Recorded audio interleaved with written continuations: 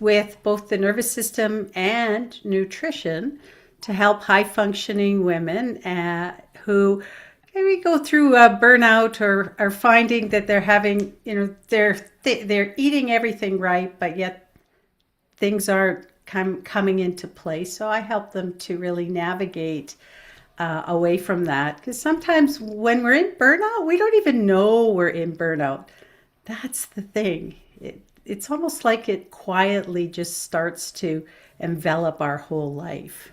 So that's what I do, and you can find me on my YouTube channel at Plant Thriving Women is my YouTube channel. I'm also on Instagram and Facebook, same thing, Plant Thriving Women. Thank you for sharing that, Debbie. So my first question for you is, how did you get involved in this type of work and why? How did I get involved? It's my own personal story. I think a lot of people start these things from a personal story. So my journey started 12 years ago when my marriage started to crumble. And I was raising four girls. I was working as a high functioning corporate woman. Uh, and early on in my career, my boss said to me, if you want to be successful, you have to work at least 50 hours a week. And I thought, wow, that's a lot. But I thought I could top that. And I did. I decided I was going to work 60 hours a week. So my kids think I'm crazy now, but that's how I kind of handled that. So working 60 hours a week and raising, I have four beautiful daughters. When my marriage fell apart and I was out on my own with the girls, all of a sudden I kind of took a breath and I had no idea who I was. I just felt very lost, and my whole identity revolved around my kids and my work. And I'd been doing that for so many years, I didn't even realize that was what was happening. So I embarked on a little bit of self help, self development, and ended up doing a reboot. And I found the power of food as medicine. And I really started to get my energy back, started to find my passion. And I actually found that, people would question me because I was eating plant based. What was like, was it healthy for me? And so when they would ask me those questions, I would start educating them. And it's like, wow, I get really lit up when I talk about this stuff. And, so over that about 9 years, I started to really learn more and get really passionate about food as medicine. So I decided that I wanted to take a leap and help women to really understand the power of food as medicine and how it can really change your trajectory of your health, because it changed my health. I really got my energy back, was feeling much better. All my little health issues had gone away. And so I was really found that I wanted other women to feel that way. And then I started learning about the nervous system. And I've just been very fortunate that my business coach also does a certification program in nervous system. And I've been working on her team and auditing the program. I'm going to be going through it for the second time now, and I just love it. And what I found is I would say that the nervous system was the foundation, or sorry, that the food is the foundation of our health. And now I have this nervous system, and it's like, wow, what do I do with that? Because the nervous system, to me, now that I understand it, is the key. So really, I think to put that foundation on solid ground means you're putting it on the foundation on the nervous system is that solid ground, and without having some regulation on your nervous system, things just don't work. And a lot of it has to do with I was living from the neck up. Everything was in my brain and my thoughts and my story. I didn't pay attention to my body. And when I started to pay attention to my body, I realized that I was in a different place than I thought I was. And that's when I started to realize that I had been living in this stress world. Not that I didn't intellectually know it, but now I could feel it. And, this is the area that I thought, wow, the women really need to understand this. And I left my corporate job, and I saw so many women and men too, but I deal with women who really were so passionate about their job, so caring about the job that they were doing, and the corporate world was asking more and more and more of them, and I could just see these women teetering on the edge of a breakdown. And it's like I was the person that was dealing with the client, so I'd bring the work back from the client, and they would be, I could just see if I gave them one more thing, they were going to just fall off the edge of the cliff. And a lot of times they did, not necessarily because of what I was bringing back, but I just saw a lot of burnout going on, and a lot of people. And here's the other thing: once the women started to burn out, coming back, there was like no trust in themselves, and really afraid to move forward and do anything because they didn't want to burn out again. They didn't want to go through that feeling again. And so they really kind of pulled back and were a shell of themselves. And I just like have such a passion to want to help women to have a better life, and to see what's possible. You hear a lot about women struggling with burnout. You hear even more about high achieving women, women who continue to climb the corporate ladder, struggling with burnout. You hear many women suffer from imposter syndrome as Mm-hmm. they're climbing. Am I who people think I am? Can I continue to do this? And you shared that your boss pushed you in that direction where work the 40, work the 50, work the 60, work the 1,000 hours. Hell, sleep at the job. You can shower in the bathroom. Just bring a change of clothes. Socks and underwear optional, of course. But what happens is that once women continue to climb and they feel like they're losing themselves, from what I've been told, is that they can no longer recognize who they are. It's like they've lost their identity. When women are pushing themselves that way and now they have to make a decision versus hearing their body and what it's saying, or hearing their bosses and their paycheck and what that is saying, is that a difficult choice for women to make? If so, why? So here's what I'm going to say. I think that, at least from my experience, we're not even hearing our body. It's just quietly, almost like a freeze that's coming over you, and it just happens slowly and slowly. I really believe that we are not taught to pay attention to our body and the signals that our body is telling us. And I know, like, I had tension headaches, brushed them off. That the whole thing that, before you put on an oxygen mask on someone else, put it on yourself, or fill your own cup first before you help other people.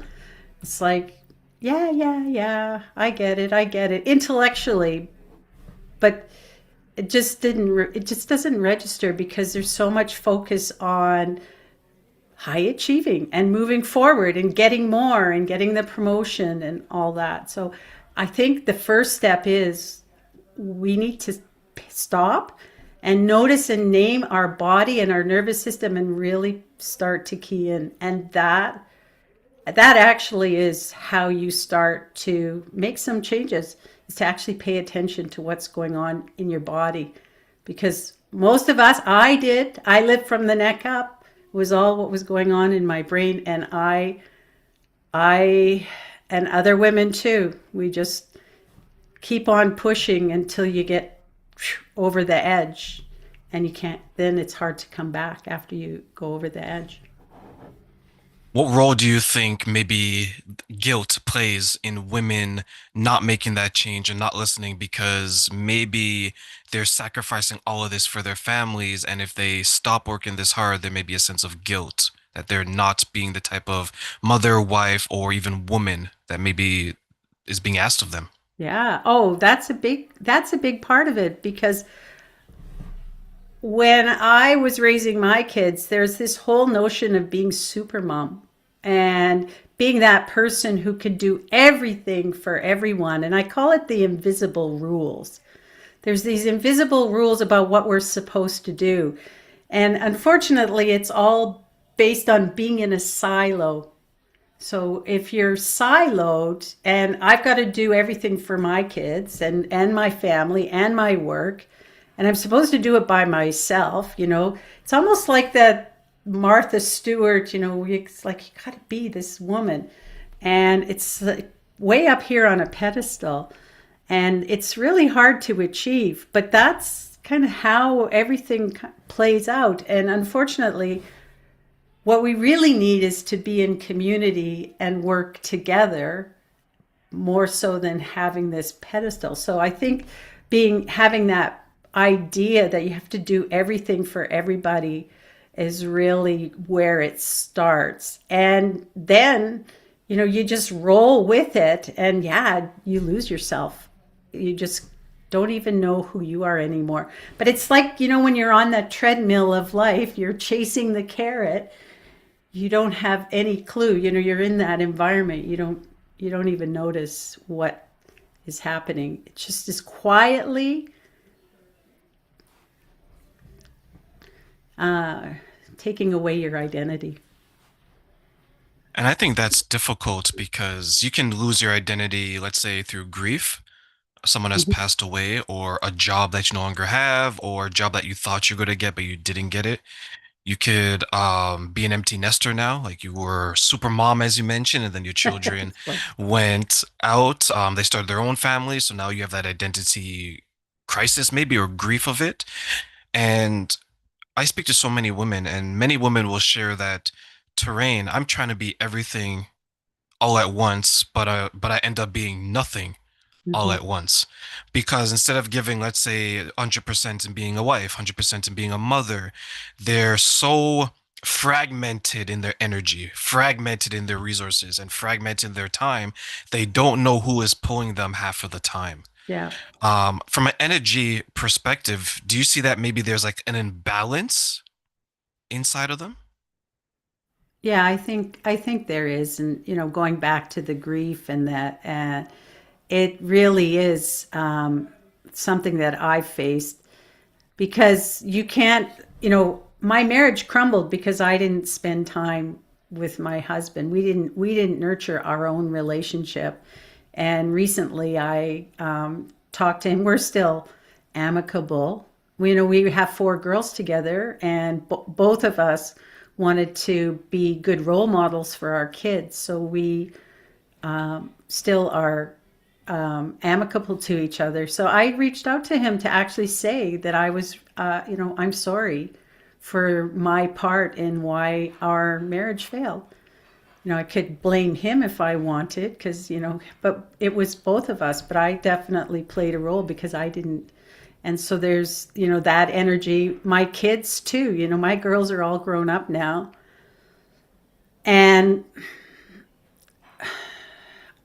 they, they may feel at a time that they took a back seat to work, and things become all consuming. And even though but you're doing your best, you're trying to do the best for everybody. And maybe, I think the way that I look at it now is it's this idea of IPO, intended positive outcome. And I think that's what women are, intending a positive outcome. But you can't spread your energy that thin. You definitely are going to have the imbalance. Definitely.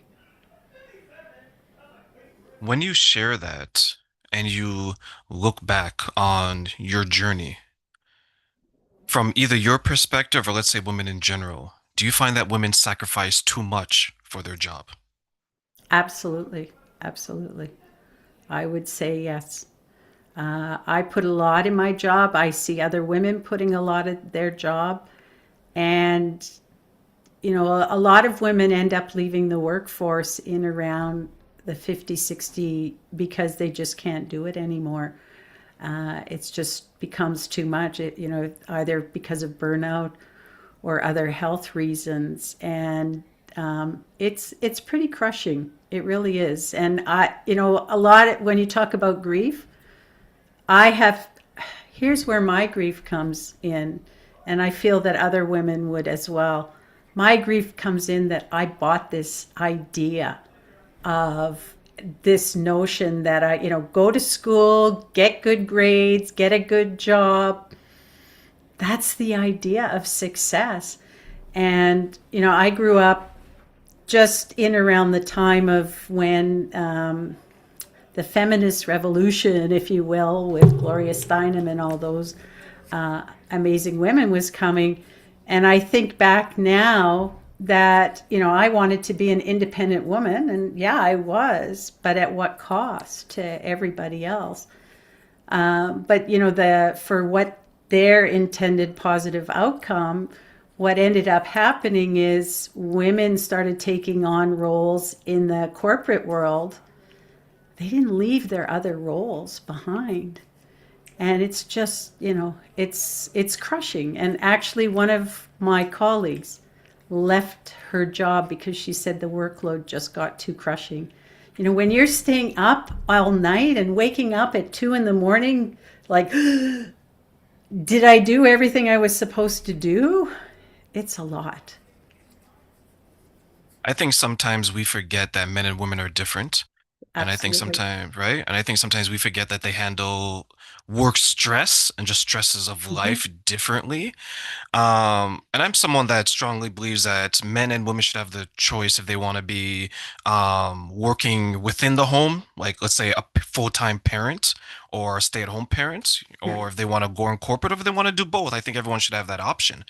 absolutely. What I see sometimes happening is some people, to your point, they'll shift so much one way and think that the duties that they're leaving behind, someone else will pick up the slack, but it doesn't happen that way, right? Like when I go to work, I still have to make my bed, I still have to do the laundry, right? I still have to do these things. I have a dog, I still have to make sure that dog is taken care of. For like the single mothers and the single fathers out there, they have a full load that's supposed to be split between two people. It's all on them. Yeah. And what I've seen women struggle with is when they get into those situations, Debbie, is they find themselves going from thriving to surviving, right? Let me do it all Mhm. because someone has to do it. And they stay in survival mode for so long that when someone comes along, it could be a new love interest or it could even be a friend saying that, hey, what does thriving look like to you? They can't even recognize it because they're working the 50, 60 hours and their husband, their wife is the job because you try to take that job away from them. It's like an addict. No, no, no, I need it. I got to be Mhm. at work. Like you said, they're waking up. Oh my God, did I send that email? Did I write that report?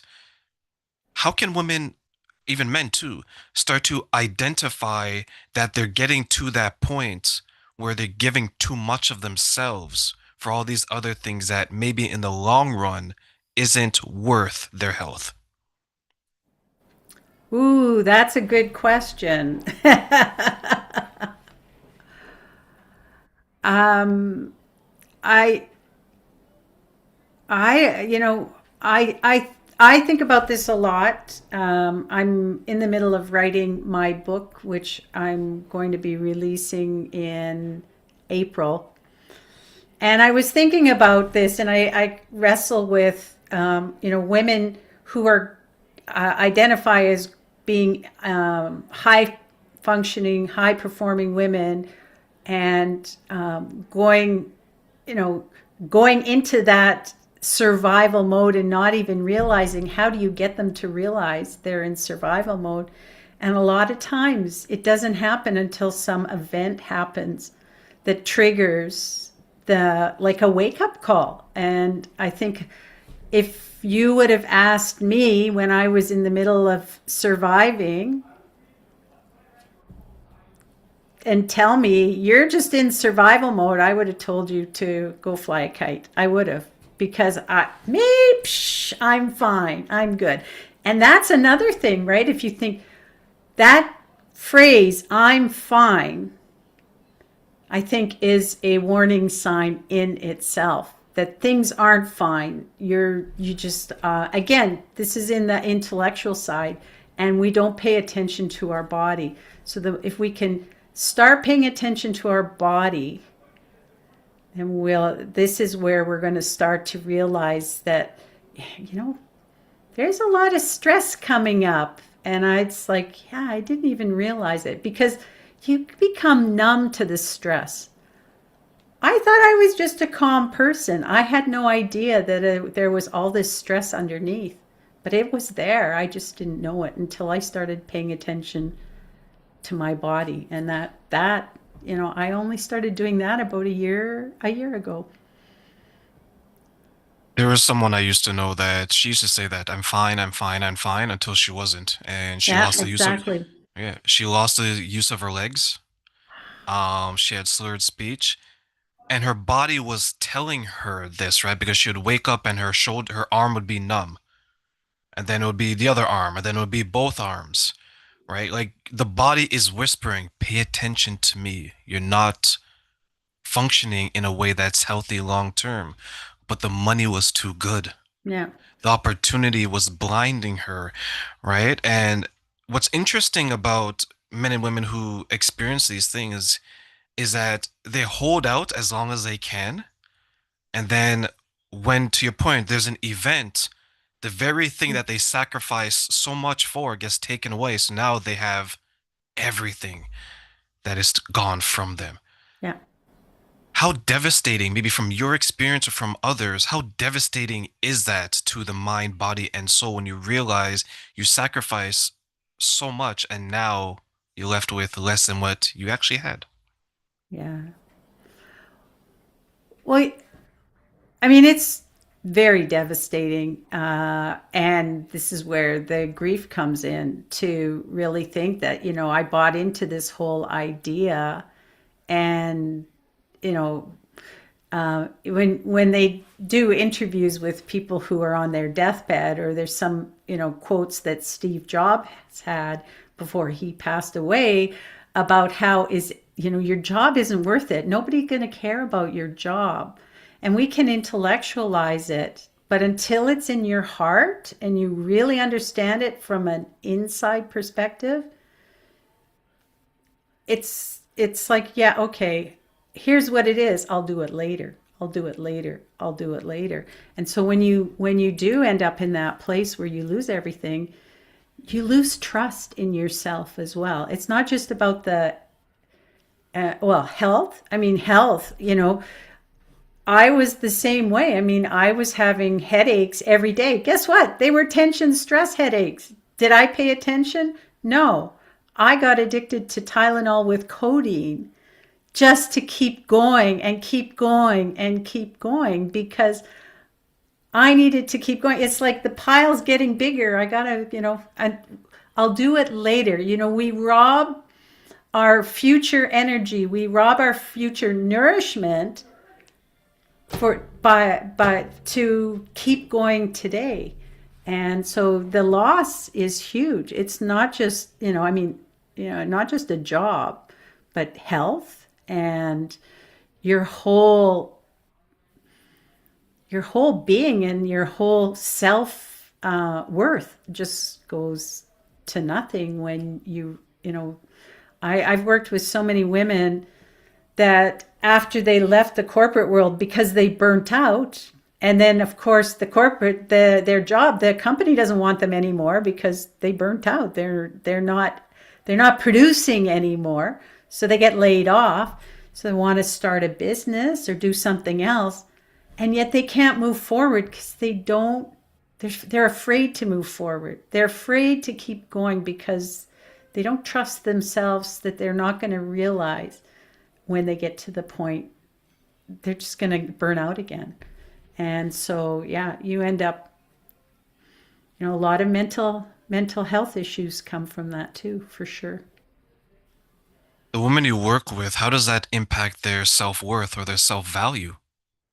In what way? Oh, I yeah, um, they really just shrink. Really, they don't. And I think a lot of women, including myself, have issues with their own self worth anyway to start with.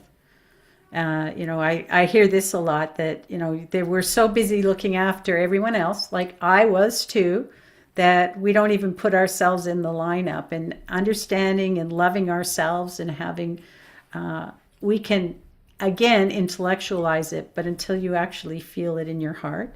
And that's a hard thing to do because the focus has always been nurturing the family, and then also, wanting to be the provider and to also be able to show your worth in the workplace. I ask that because I know it's sometimes easier for people to find value in external things than Mhm. internal things. So, for example, if I want to feel sexy one day, I'll just get a nice car, right? Or a nice suit. I was thinking a nice suit or a nice outfit. I'd go for the car, sure, why not? Yeah, yeah. Well, because you want it's an extension, right? Like, Yeah. you have this the outfit that's attractive, and then you have the car. So because you can't feel attractive in a beaten up 1990 Honda Civic, right? It has to match, like it's part of the presentation versus someone works on some of their concerns internally, right? Like, for example, money is triggering to me. So let me work on that so I can be more appealing. So if someone comes around and they offer to buy something, I'm not triggered and coming across as maybe Mhm. aggressive or hurt. So it makes you more attractive. But I think that takes a little bit more work because one, you have to identify it, and two, you actually have to put in the labor behind that. Versus, hey, I'm just going to work 60 hours and buy that fancy car and that fancy suit, right? Um, what do you think are maybe some of the obstacles that people face when it comes to um, resolving some of their triggers from the burnout experience? The first one I have to say is there's a lot of misinformation out there. Um, I spent a lot of time in the nutrition space, and I actually did a little video the last week where I talked about, is oatmeal good for you or not good for you? And there's so much confusion because I can find somebody who will say it's good and somebody who will say it's not good. And so there's so much stress that's been caused by all of this confusion, so much overwhelm that people just can't move forward. And I see now that I understand the nervous system in the way that I do, I can see how hard it is for people to move forward. And so I would say that we, again, the first things first, one is to start really paying attention to our body. I kind of liken our body to a tree, and if we nourish the roots of the tree, and that's our through nourishment. So first, nourishment first, and also notice and name. Pay attention to your body and what's going on in your body, and then nurture safety. If we do those things, then it's amazing what happens. Then our mind is going to become clearer, and our actions are going to become clear and aligned with that. And we really need to get back to basics. It's not a whole bunch of stuff. It's not some fancy biohacks and doing all this other stuff. It's like really simple things. first things first, nourishment. It's not just about the food, but it's when and how you eat. It's the rhythm. If you can make your body feel safe, feed it good meals, and it knows that those meals are coming. Like how many, like here's what a high functioning woman will do.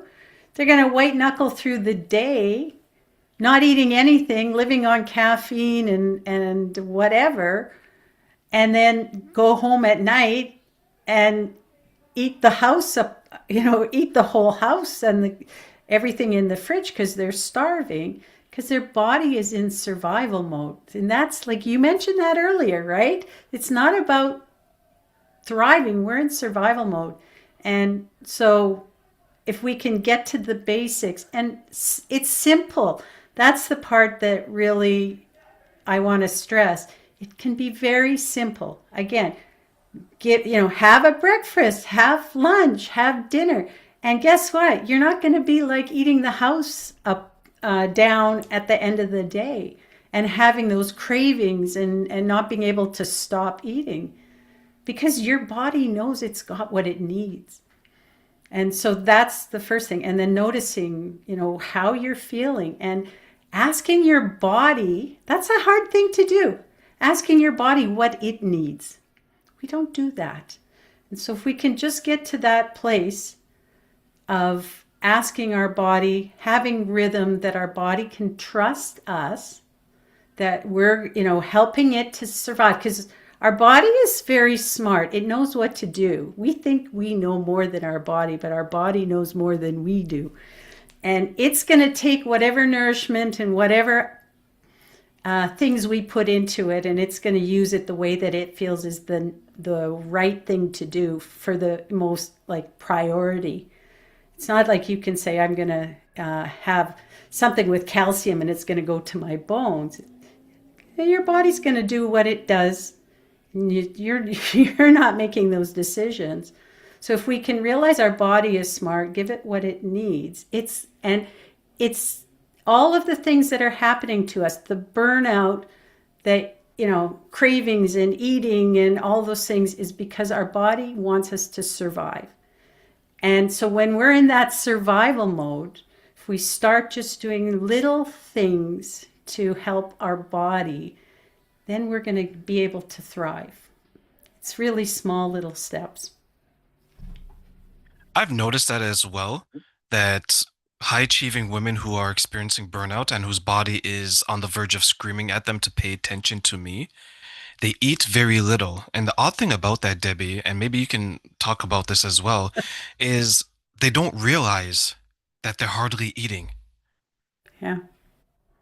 Right? I Yeah. find that to be strange. Like, why do you think that they're so aware of their job, for example, but everything away from that job, they seem to be oblivious to it, from their health to their eating habits to their family to their partner, just everything. Wow, what do I say? Because I was one of those women. Now,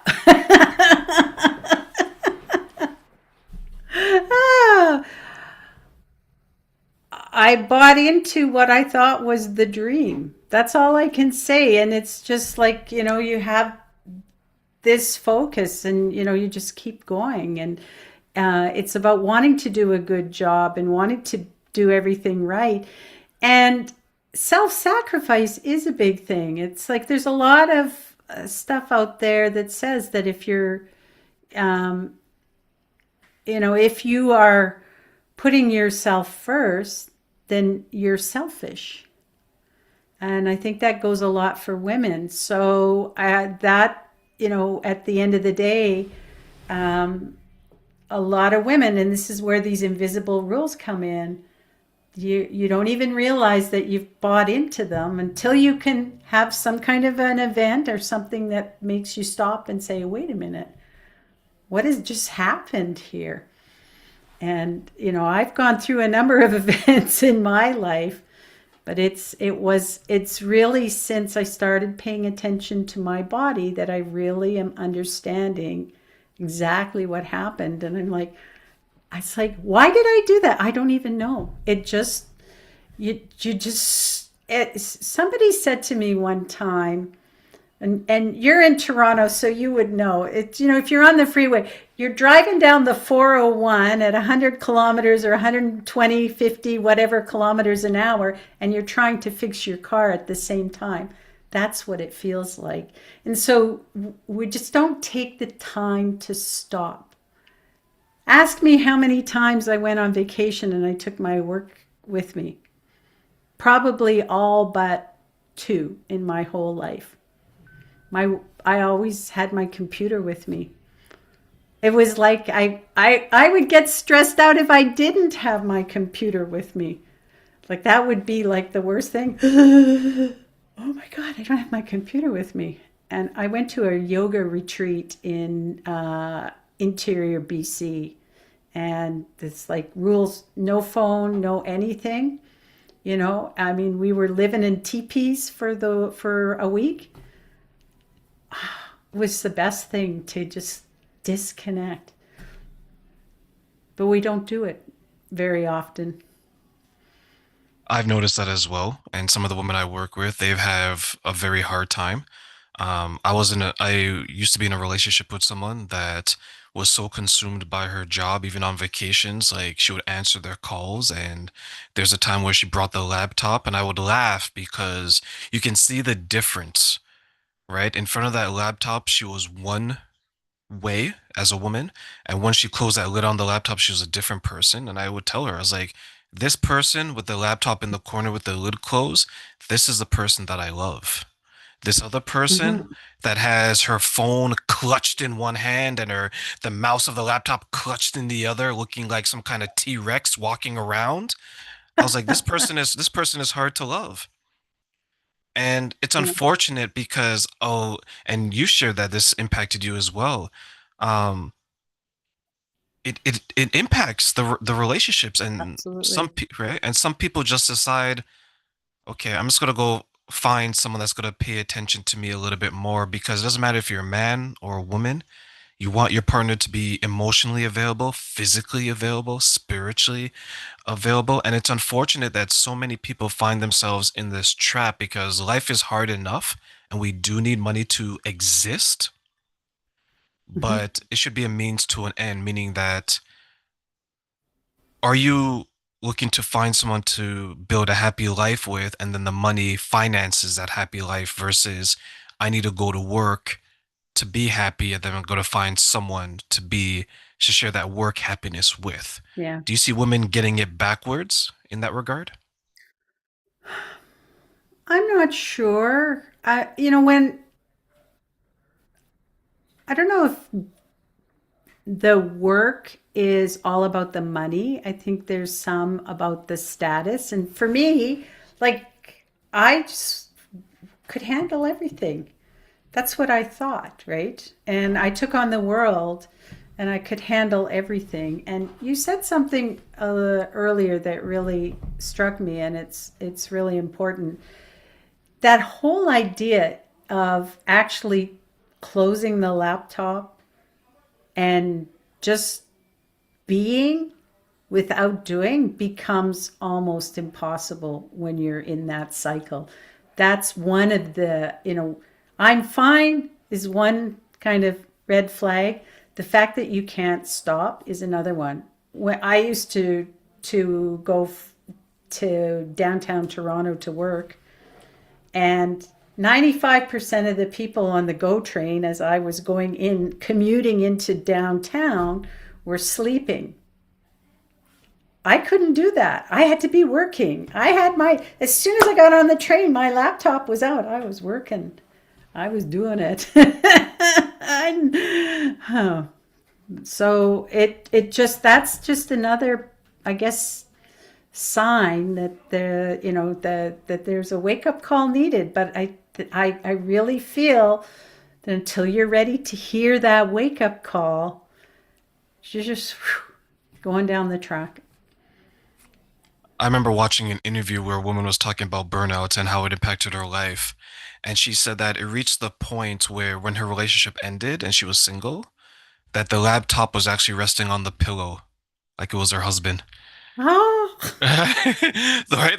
She was sharing her bed with her laptop, and we laugh, right? But just imagine Not that funny. visual. It's not funny, right? Because she can't have the laptop, the cell phone out of her sight. Like when you're in a relationship, right? When you roll over and you reach over, like, okay, he or she's still there. It's like, oh, okay, laptop Bob is still there, right? Cell phone Chris is still there. And it's to the point where I think for a lot of ways that it comes across in many shapes and forms as an addiction. Some of the Yeah. behaviors associated. Would you agree? Absolutely, absolutely. It it is. It really is a form of addiction. Yeah. When someone is saying, I've had enough, I need to break out of this, what are some of the steps early on that you help them take? Again, we've already kind of pay attention to your body. We really do nervous system work, and for the longest time, I really thought that nutrition was the answer, and plant-based nutrition, which I'm plant-based. But I've really pulled back on that, and where I used to talk all about plant-based stuff, and I still think it's important to have good nutrition. But the first step is really about starting to regulate your nervous system. And I want to say there's different ways to do that. There are tools like deep, breathing and meditation and other things that can be tools for regulating your nervous system at a point in time. But I'm talking about building your capacity, because what's happening is as you're going through all of this, your nervous system capacity is really shrinking and you're resilient. So what happens is there's the whole idea that when you're stressed, and stress isn't bad, and these all the nervous system states are there for a reason. They are there to help us survive. And so if you do the old you're being chased by the saber-toothed tiger back in the day, you need to have the adrenaline pump in so that you can run, and then your digestion shuts down, your brain shuts down, because they don't need that energy. It's your extremities that need the energy. And so that's good. If you go into that, that's a resilience. When something is there and you go into that stress because there's a real threat, that's a good thing. But what's happening is we're going into that stress when there's no threat, we're safe, and yet we're going into that stress. And that's the part that we need to work on changing, because when I start working with women and I see they are totally either stressed out or they're past that. So if you're stressed out for too long, you just shut down, because at some point it's too much energy. So if you are running away from that saber-toothed tiger and all of a sudden you're getting tired, the next step is to play dead, like to freeze. And that's where women in burnout are. They're in freeze. So we really need to work on the nervous system resilience to bring them out of that freeze and that hibernation state. And it takes some doing. And this is where small rhythmic steps, like having some nourishment. And I used to think, oh, you got to just go all in with the plant based, but the first step is just having meals your body can trust. And it doesn't matter like what you're eating, because as soon as you start stressing about what you're eating, yeah, you're just adding more stress. So just start by taking meals, simple meals, and in rhythm. A friend of mine that I met through one of an event that I did, he was 10 years with melanoma, and he'd gone through all the treatments and everything, and he was given a 4% chance of survival. And he decided he wanted to be one of the 4% that survived. He wasn't going to fall into the 96%. And he actually decided just to let go of all the stress. And he's thriving now. He detoxed his body. And this was like, I didn't even realize this because I met him before I understood how the nervous system works. But it's letting go of that stress. And that's why when people eat well and they're not seeing results, a lot of it comes from the fact that this nervous system stress is there.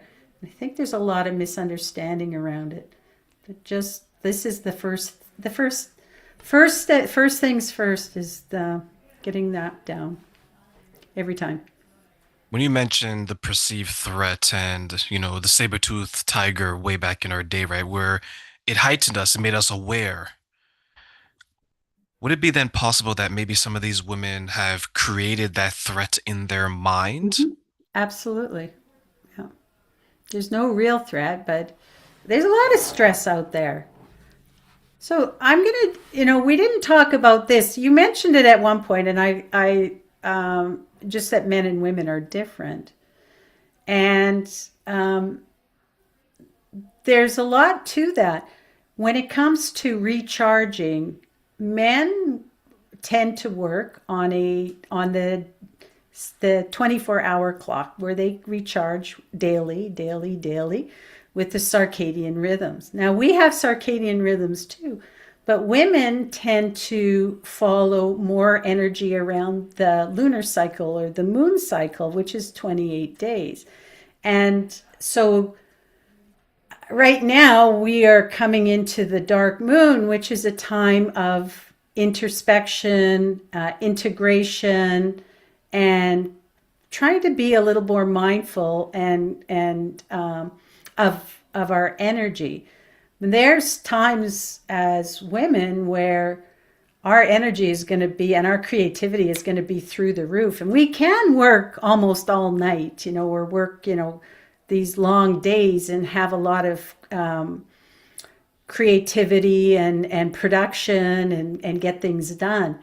But then there's going to be other times when again, like when the moon is in the dark phase, when we're maybe should be a little more cautious. And unfortunately, our corporate world doesn't allow for those differences in rhythms. It's really, you know, set on that 24 hours go hustle culture. And that I think is also can be very damaging for women as well. And you lose the perspective of that.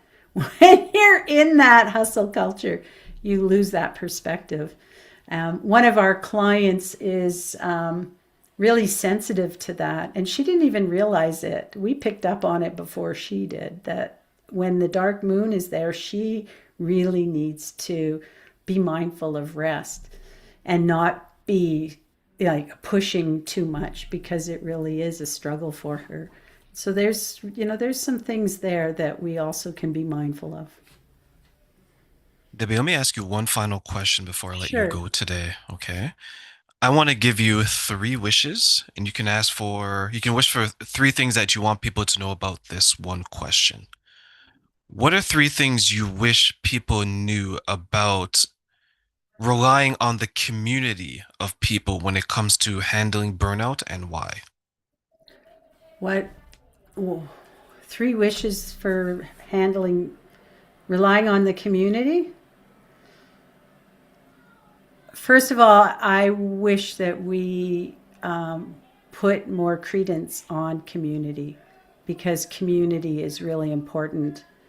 When it comes to our nervous system, co regulation, which is really being in community, and not just in community with anyone, being in community with people who are going to support you and are regulated themselves, their nervous system is in a good place, is actually the fastest way to get yourself out of burnout. So